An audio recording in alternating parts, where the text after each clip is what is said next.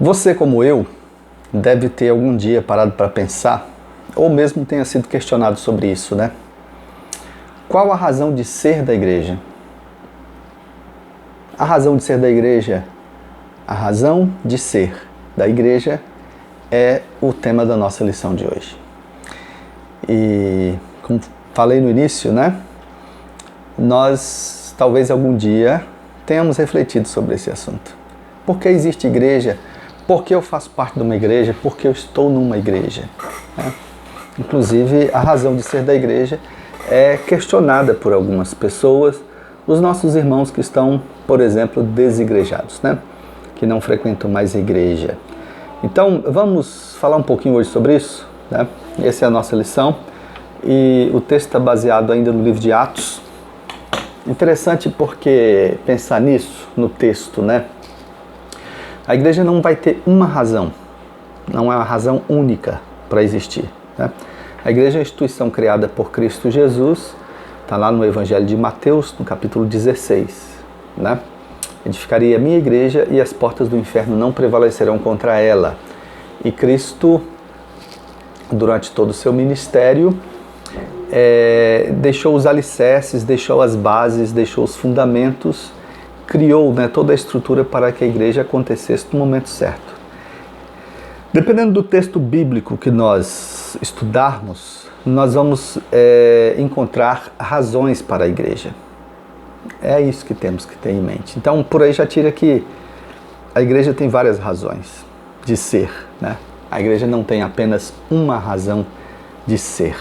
Ela é cheia de razões de ser, cheia de razões de existir. Então vamos ler o texto bíblico e o texto que o autor das lições escolheu, está lá em Atos, capítulo 6 e capítulo 8. E são dois trechos desses dois capítulos, eu vou ler aqui. Atos capítulo 6, o texto conhecido como a instituição dos diáconos. Ora, naqueles dias, multiplicando-se o número dos discípulos, houve murmuração dos helenistas contra os hebreus, porque as viúvas deles estavam sendo esquecidas na distribuição diária. Então os 12 convocaram a comunidade dos discípulos e disseram: não é razoável que nós abandonemos a palavra de Deus para servir as mesas. Mas, irmãos, escolhei dentre vós 7 homens de boa reputação, cheios do espírito e de sabedoria, aos quais encarregaremos deste serviço. E, quanto a nós, nos consagraremos à oração e ao ministério da palavra. O parecer agradou a toda a comunidade e elegeram Estevão, homem cheio de fé e do Espírito Santo, Filipe, Prócoro, Nicanor, Timão, Pármenas e Nicolau, prosélito de Antioquia. Apresentaram-nos perante os apóstolos e estes, orando, lhes impuseram as mãos. Crescia a palavra de Deus e em Jerusalém se multiplicava o número dos discípulos, também muitíssimos sacerdotes obedeciam à fé. Capítulo 8. A primeira perseguição à igreja. Naquele dia levantou-se grande perseguição contra a igreja em Jerusalém, e todos, exceto os apóstolos, foram dispersos pelas regiões da Judéia e Samaria. Alguns homens piedosos sepultaram Estevão e fizeram um grande pranto sobre ele. Saulo, porém, assolava a igreja, entrando pelas casas e arrastando homens e mulheres, encerrava-os no cárcere. Entrementes, os que foram dispersos iam por toda parte pregando a palavra. Filipe, descendo a cidade de Samaria, anunciava-lhes a Cristo. As multidões atendiam unânimes às coisas que Filipe dizia, ouvindo-as e vendo os sinais que ele operava. Pois os espíritos imundos de muitos possessos saíam gritando em alta voz, e muitos paralíticos e coxos foram curados. E houve grande alegria naquela cidade. Deus abençoe a leitura de sua palavra. Esses dois textos lidos contêm várias atividades da igreja. Daí nós podemos tirar dessas atividades várias razões para a existência da igreja. Claro, alguém vai dizer, mas não era a igreja, eram discípulos, eram pessoas aqui. Nós já falamos disso, dessas definições aí, na lição passada, né? Então, a igreja é o templo físico, com certeza não podemos fechar os olhos para isso, porque eu me refiro a um templo numa localidade, né? A igreja, eu tirei a foto na frente da igreja, etc e tal. Mas a igreja é fundamentalmente aquele conjunto de pessoas chamadas, né, de uma determinada situação, de uma determinada condição, para que formassem uma outra condição, ou estivessem numa outra condição. Então nós fomos resgatados das trevas para a preciosa luz de Deus, luz do Senhor, e agora resgatados nós compomos o corpo de Cristo. Então assim nós somos igreja. E é essa igreja que está aqui nesse texto que nós lemos. E dessa leitura nós tiramos aqui várias atividades. Vamos só pensar rapidinho, olha só. Na instituição dos diáconos nós já temos aqui um serviço às mesas, a ceia. Claro, não é como a ceia que temos hoje, era uma ceia mesmo. E aqui temos um trabalho de serviço, né? Um trabalho de serviço. Temos também aqui um trabalho de ensino da palavra, porque os apóstolos deixaram o serviço das mesas, que agora ficou ao encargo, né, dos diáconos, ao cargo dos diáconos, e eles passaram a ensinar a palavra, eles se dedicaram, né? Eles se consagraram à oração e ao ministério da palavra. Está aqui, atividades da igreja. Então, o que mais temos aí? A palavra crescia, etc. Aí lá no outro texto que lemos, temos mais coisas, né? A igreja foi perseguida, os apóstolos ficaram em Jerusalém, mas os demais foram dispersos. E daí eles saíram pregando a palavra. Então a igreja prega, a igreja anuncia, a igreja proclama. E temos aqui que os sinais, as maravilhas de Deus eram operadas por intermédio da igreja. Olha só, espíritos imundos de muitos processos saíam gritando em alta voz, paralíticos e coxos foram curados, ou seja, a libertação espiritual e que mais a cura também, né? Grande alegria naquela cidade. Então daqui temos várias atividades da igreja e daí por que a igreja existe, né? Então, se eu fosse resumir por que a igreja existe, eu diria porque é na igreja que Deus atua, Deus opera de forma mais intensa, né? E aí o autor das nossas lições, ele divide esse estudo, né, em 5 tópicos aqui. Vamos falar deles bem rapidinho. Hoje de verdade, né, como diz aqui no Acre, de rocha, eu não quero que esse vídeo fique longo, né? Então, de rocha, eu vou falar bem pouquinho, no final vou ler para conclusão algo que faz um arremate desse estudo, né? É um texto de um pastor batista, né? Um pastor polêmico atualmente, mas um cara extremamente inteligente. Então, a razão de ser da igreja, segundo o autor da lição, primeiramente, né? Primeiramente é servir a Deus em adoração.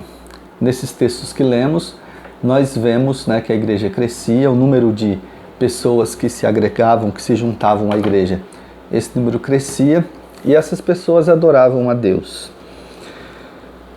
É importante dizer aqui que adorar a Deus é diferente de louvar, né? Adorar envolve louvar.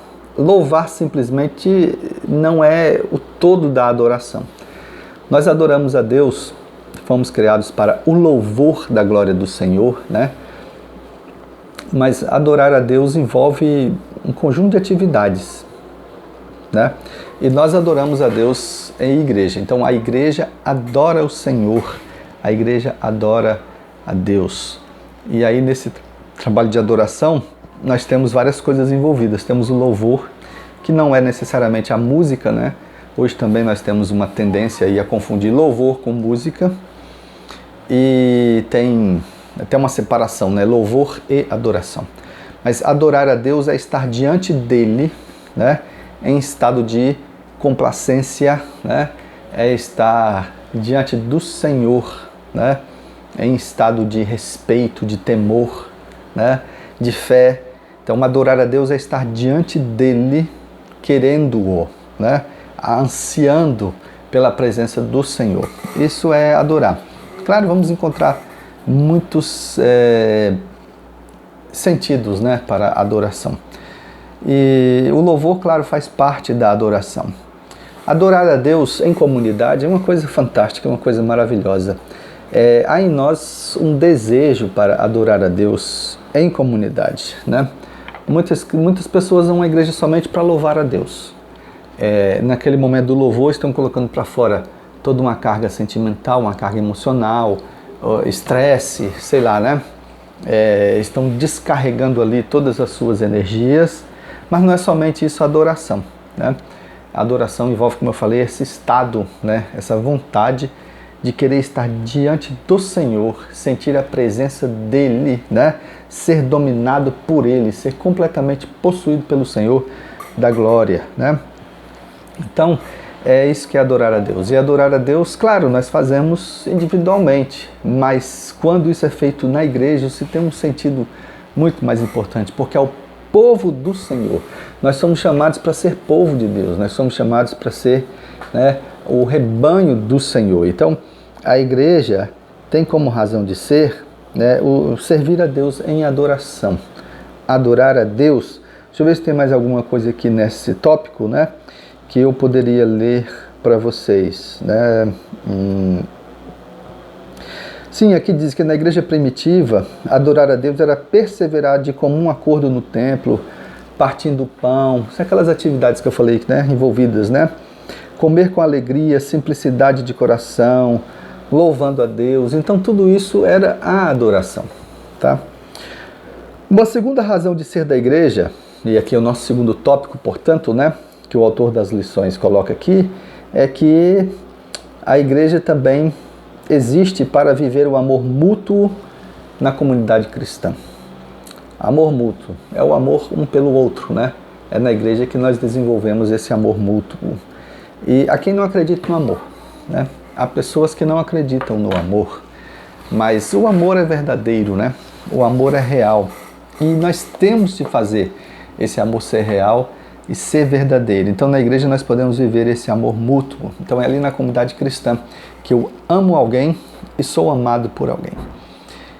E isso é uma coisa extraordinária. Eu recentemente, no mês de fevereiro, eu fui acometido pela Covid-19, fiquei internado 8 dias, fiquei muito mal. E como foi importante ser amado pelos irmãos, né? Estar na preocupação diária dos irmãos. Quando eu saí do hospital e peguei o meu telefone, o smartphone, e fui ver no aplicativo de mensagens, cara, eu quase não dei conta de responder. Tanta gente perguntando por mim, disse que estava torcendo, que estava orando por mim. Então, é muito fantástico, é muito maravilhoso isso. E eu tenho dedicado parte do meu tempo para procurar desenvolver também esse amor pelos irmãos. Essa é a preocupação. Então isso é fantástico e maravilhoso. Quando nós estudamos as cartas de Paulo lá nos primeiros estudos, nós vemos que a igreja serve para isso, né? Para alicerçar os irmãos. Quando alguém está com problema, quando alguém está com dificuldade, nós acabamos servindo. E há pessoas que saíram da igreja porque não conseguiram experimentar esse amor, né?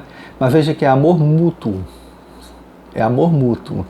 Então, você tem que ofertar também amor, né? E assim você vai ser amado. E o mais interessante é que nesse ofertar o amor e acabar sendo amado, né, você não oferta para ser amado. Tem esse detalhe também, né? Porque o amor não exige nada em troca. É algo meio complicado para entender, né? Então, uma igreja não vive somente de adoração. Amar aos irmãos também é adoração, na verdade, né? Amar os irmãos e ser amado por eles também faz parte da adoração. Nós somos resgatados por Cristo Jesus para que imitássemos o seu estilo de vida, e o seu estilo de vida era fundamentalmente baseado no amor. Deixa eu ver se tem alguma outra coisa aqui que eu tinha destacado para ler, né? Nós precisamos pensar em como vamos nos estimular para esse amor mútuo, né? Para esse amor mútuo. Bom, era isso. No terceiro tópico para essa lição, o autor põe aqui: servir uns aos outros dentro da comunidade cristã. Igreja é fundamentalmente serviço. Isso aí eu aprendi já faz algum tempo. E quando eu era mais novo era muito difícil admitir isso, porque nós não queremos doar, né, de nós mesmos, nosso tempo, os nossos bens, os nossos talentos, nosso conhecimento. Então nós não queremos servir. Isso aqui faz parte, e eu acho que é isso que está tirando muita gente da igreja, na verdade, né? Porque essa coisa de não querer servir, não querer se entregar, não querer compartilhar, isso faz parte do mundo moderno, né? Esse mundo terrível em que estamos vivendo hoje é um mundo em que não há partilha, não há troca. Quando há por interesse. Então, a lógica deste mundo é que cada um se dê bem e os outros é que se lixem. Podem prestar atenção que é isso que está acontecendo na humanidade toda. Então, é assim no trânsito, é assim numa fila de supermercado, numa fila de banco, num serviço qualquer, nas relações comerciais, entendeu?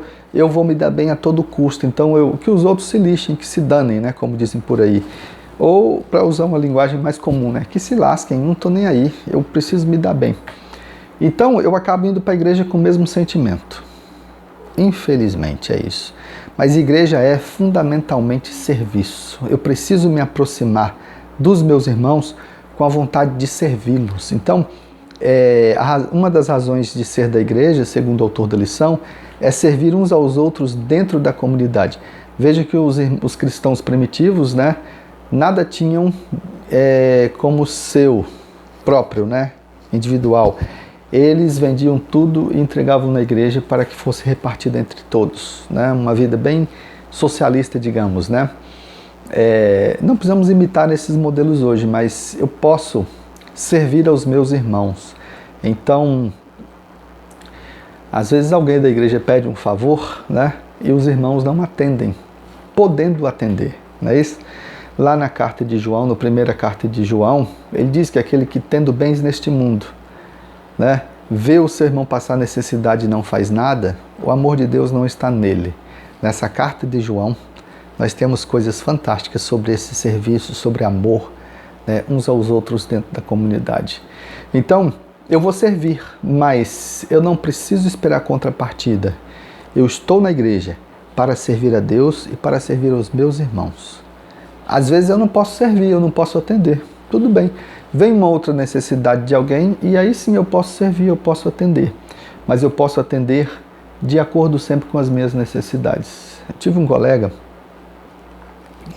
essa pessoa me dava lições de vida, lições muito interessantes. Olha só, uma vez ele dizia assim para mim: Odson, ele estava numa situação de penúria, né? Não tinha emprego, aí fazia algumas atividades, alguns trabalhos individuais, e não ganhava muito pouco, dava mal para se sobreviver, para se alimentar, etc, né? Comprar um sabão em barra para lavar uma roupa e tudo mais.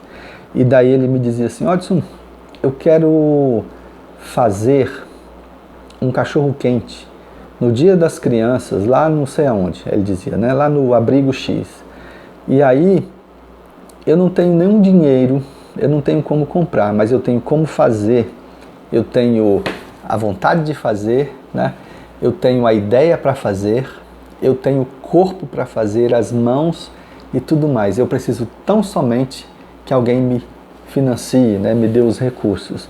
E daí você poderia me ajudar doando, ou ele já tinha uma lista, né? Salsicha, tomate, cebola, pimentão, né? Eu quando faço pão e manteiga, refogo tudo no alho, etc e tal, né? Depois aqui põe um molho de tomate. Aí servem com pão, com batata palha, não sei mais o que. E aí ele dizia: você pode me dar algum item dessa lista aqui, ou alguns? Eu, claro, com certeza, eu vou doar isso aqui. Quando é que é? Aí eles têm que entregar até tal dia, porque eu preciso fazer e tal. E assim ele conseguia, né? Ele não tinha os recursos, mas ele tinha a ideia e ele tinha a vontade de fazer. Coisa interessante, né? Quando nós temos vontade de servir, nós conseguimos servir de alguma maneira. Então na igreja a gente pode fazer assim. Eu não tenho. Às vezes pensamos que vamos servir aos irmãos, né? Ganhando na Mega Sena e repartindo toda a grana lá na igreja, dando uns 50 mil, 100 mil reais para cada um. E não precisa ser assim, né? Às vezes ouvindo o irmão nas suas angústias, né? Sentando do lado do irmão, orando pelo irmão, né? Assim, eu tento servir ao meu Deus de acordo com as minhas possibilidades, de acordo com o que eu tenho. E às vezes eu ganho mais do que preciso. E aí ainda acaba ajudando alguém, né? Então é assim, nós podemos servir aos outros dentro da comunidade, e essa é uma das razões de ser da igreja. O quarto tópico aqui é que a igreja existe para servir a comunidade em que se encontra inserida. É o trabalho social extramuros, né? Além dos muros da igreja, fora dos muros da igreja. Então uma igreja tem de ser uma referência na comunidade em que ela está, e ela pode sim ofertar. Quando estava no seminário, nós líamos, né, e visitávamos até, conhecíamos assim em loco exemplos de igrejas que se destacavam na comunidade em que estavam inseridas, porque ofertavam naquela época curso de corte e costura, curso de computação, aulas de alfabetização, né? Eu mesmo já dei aulas de língua portuguesa nas igrejas, né? Aqui em Rio Branco mesmo já dei aulas de língua portuguesa. O pastor permitiu que eu usasse, né, as dependências do templo para isso. Aí no começo eu tive 2 alunos, depois ficou um aluno só que eu alfabetizei, né? Acabei descobrindo que ele tinha problemas de visão, dificuldade para enxergar, né? E aí encaminhei ele para fazer umas consultas, etc. Ou caminhei não, orientei, né? Que procurasse um oftalmologista, etc. Então, a igreja pode servir na comunidade em que está inserida. A igreja existe para fazer essa diferença, sim, viu? Mas a igreja não é só trabalho social, não é ativismo. Já vimos, né? São várias razões de ser da igreja. E é importante que a igreja, junto com o pão da vida que é Jesus, a igreja ofereça também o pão, né? O pão material. Há igrejas que fazem, né, sopão. Tem umas prefeituras aí que estão proibindo, né? Sopão, entrega de sopão à noite, cobertores, etc. Tem que antes... burocracias aí do mundo moderno, não vamos falar disso, né? Mas a igreja pode servir a comunidade, né? Pode sim.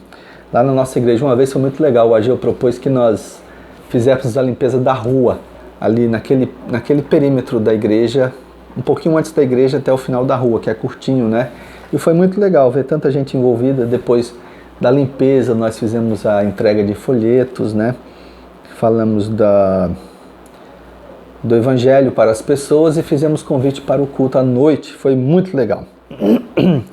Bom, a quinta razão de ser da igreja, o autor põe aqui, pregar o evangelho integral para o homem integral, né? Proclamação. A igreja tem de proclamar, né? Nós fomos salvos para proclamar. Lá no Evangelho de Mateus, ainda no capítulo 28, nós temos ali o comissionamento, não é isso? Indo por todo mundo, preguem o Evangelho a toda criatura. Então, é no caminho, andando, se movimentando, não deixe de pregar. É isso que Jesus falou, né? Ali o imperativo é mais pregar do que ir, né? Nossa Bíblia foi traduzida por ide e pregai. Na verdade é indo pregai, né? Essa é a ideia lá principal. Porque o imperativo ali é pregar, é proclamar. A igreja tem de proclamar o Evangelho. E isso hoje se faz de forma fantástica, de forma muito fabulosa, de forma extraordinária. Nós proclamamos o Evangelho. Então a igreja tem essa missão, né? Ou tem como razão a proclamação do Evangelho. São essas 5 razões aqui, eu vou repeti-las, né? Para a gente pular para aquele texto final. Primeira, servir a Deus em adoração, viver o amor mútuo na comunidade cristã, servir uns aos outros dentro da comunidade cristã, servir a comunidade em que se encontra inserida. E quinto, pregar o Evangelho integral para o homem integral.